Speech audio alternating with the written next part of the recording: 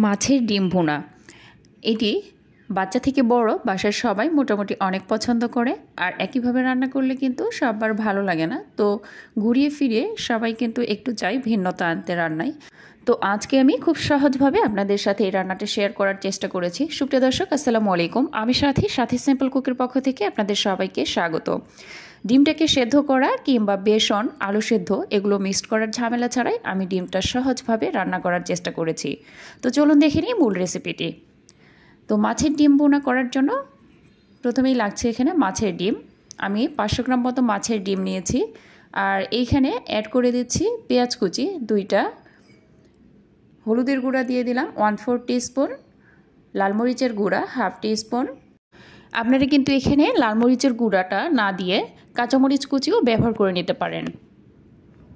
লবণ স্বাদ অনুযায়ী আমি 1/2 চা চামচ মতো লবণ দিয়েছি, আপনারা চাইলে এর পরিমাণটা একটু বাড়িয়ে কমিয়ে নিতে পারেন। দেন এগুলোকে ডিমের সাথে খুব ভালোভাবে মেখে নিয়ে এইটাকে আমি একপাশে রেখে দিচ্ছি। আর এর মধ্যেই আমি চুলায় একটি প্যান বসিয়ে খুব ভালোভাবে গরম করে নিয়েছি। প্যানটা গরম হয়ে এলে এতে দিয়ে দিলাম সরিষার তেল 2 টেবিল চামচ মতো। আপনারা চাইলে কিন্তু সয়াবিন তেল দিয়েও এটা করে নিতে পারেন। আর তেলটা ভালোভাবে গরম হয়ে এলে আমি এতে মেখে রাখা ডিমগুলো ছেড়ে দিচ্ছি। একদম পেঁয়াজু যেভাবে তৈরি করি সেই শেপ করে আমি ছেড়ে দিচ্ছি। আমি এখানে রুই মাছের ডিম নিয়েছি, আপনারা চাইলে কিন্তু যে কোনো মাছের ডিম দিয়ে এই কাজটা করে নিতে পারেন।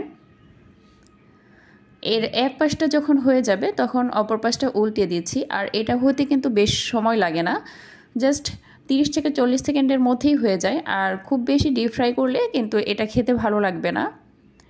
তো এদিকে অবশ্যই খেয়াল রাখবেন, নিচটা জাস্ট একটু হার্ড হয়ে আসলেই অপর পাশটা উল্টিয়ে দেবেন। সেমভাবে অপর পাশটা করে আমি এটাকে নামিয়ে ফেলছি।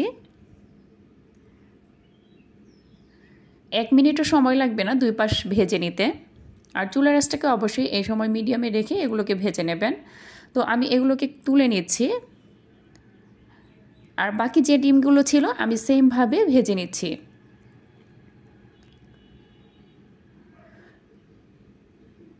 এর ব্যাটারটা কিন্তু অনেকটা পাতলা হয়েছে, তবুও কিন্তু খুলে যাওয়ার কোনো চান্স থাকবে না।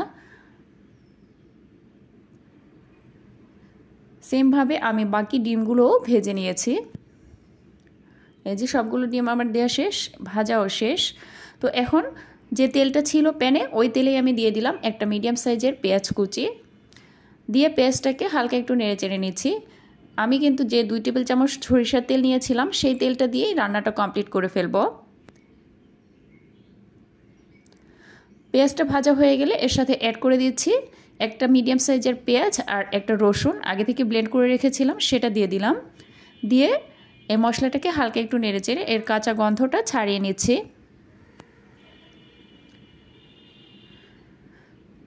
দেন এর সাথে অ্যাড করে দিচ্ছি গুঁড়া মশলাগুলো। হলুদ গুঁড়া দিয়ে দিলাম 1/4 টিস্পুন, যেহেতু আগে হলুদ গুঁড়া দিয়েছিলাম তাই একটু বুঝে দিয়ে দেবেন। লাল মরিচের গুঁড়া 1/2 টিস্পুন দিয়ে দিলাম। লবণ দিয়ে দিলাম 1/2 টিস্পুন, জিরার গুঁড়া 1/2 টিস্পুন, ধনিয়া গুঁড়া দিয়ে দিলাম 1/4 টিস্পুন। দিয়ে এগুলোকে হালকা একটু নেড়ে চেড়ে নিচ্ছি। আপনারা চাইলে কিন্তু এখানে কাঁচামরিচ ব্যবহার করতে পারবেন। আমি গুঁড়ো মরিচ দিয়েই আজকে রান্নাটা কমপ্লিট করছি। তো এইখানে হালকা একটু পানি দিয়ে 1/2 কাপ মতো পানি দিয়েছি। দিয়ে মশলাটাকে আমি একটু কষিয়ে নেব 2 থেকে 3 মিনিটের জন্য। আর কষানোর এই পর্যায়ে চুলার আঁচটাকে মিডিয়ামে রেখে ঢাকনা দিয়ে ঢেকে মাঝে মাঝে ঢাকনাটা উঠিয়ে নাড়াচাড়া করে নিতে হবে, তা না হলে কিন্তু আবার নিচে লেগে যেতে পারে। তো আমি 2-3 মিনিট মতো মোটামুটি কষিয়ে নিয়েছি। এই যে দেখেন মশলা থেকে কিন্তু তেলটা উপরে ভেসে উঠেছে, অর্থাৎ মশলাটা কষানো অলমোস্ট হয়ে গেছে। আমি এখন এতে ঝোলের জন্য পানি অ্যাড করে দেব। আর ঝোলের জন্য কিন্তু এখানে পর্যাপ্ত পরিমাণে পানি দিতে হবে যাতে ডিমগুলো নিচে ডুবে থাকে। পানিটা অবশ্যই আপনারা বুঝে দেবেন। দিয়ে আমি ঢাকনা দিয়ে ঢেকে চুলার আঁচটাকে হাইয়ে রেখে এটাকে জাল করে নেব বলক আসা অবধি। এই যে বলক এসে গেছে, এখন আমি ঢাকনাটা উঠিয়ে হালকা একটু নাড়াচাড়া করে এর মধ্যে দিয়ে দিচ্ছি আগে থেকে ভেজে রাখা সেই ডিমের পিসগুলো। দিয়ে স্প্যাচুলা দিয়ে একটু নাড়াচাড়া করে নিচ্ছি।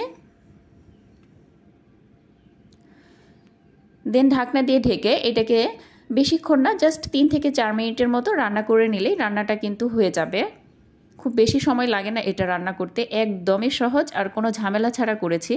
আশা করছি আপনাদের ভালো লেগেছে। আর যদি ভালো লাগে তাহলে অবশ্যই একটা লাইক, কমেন্ট এবং বেশি বেশি শেয়ার করবেন। চ্যানেলে নতুন হয়ে থাকলে অবশ্যই আমার চ্যানেলটিকে সাবস্ক্রাইব করে পাশেই থাকবেন। আর এই যে নামানোর 1 মিনিট আগে আমি দিয়ে দিলাম জিরার গুঁড়া। জিরার গুঁড়া দিয়ে হালকা একটু নেড়ে চেড়ে আমি ঢাকনাটা দিয়ে ঢেকে এটাকে আর 1 মিনিট মতো জাল করে নেব। দেন চুলাটা অফ করে দেব। আপনারা চাইলে কিন্তু এ পর্যায়ে ধনিয়া পাতা কুচিও ব্যবহার করতে পারেন। এখন আমি চুলাটা অফ করে দিচ্ছি আর সার্ভ করে দেখাচ্ছি যে কেমন হয়েছে। আশা করছি আপনাদের অনেক ভালো লেগেছে আর খুব সহজ লেগেছে। বাসায় একবার অবশ্যই ট্রাই করবেন, দেখবেন যে বাচ্চা থেকে বড় সবাই অনেক পছন্দ করবে।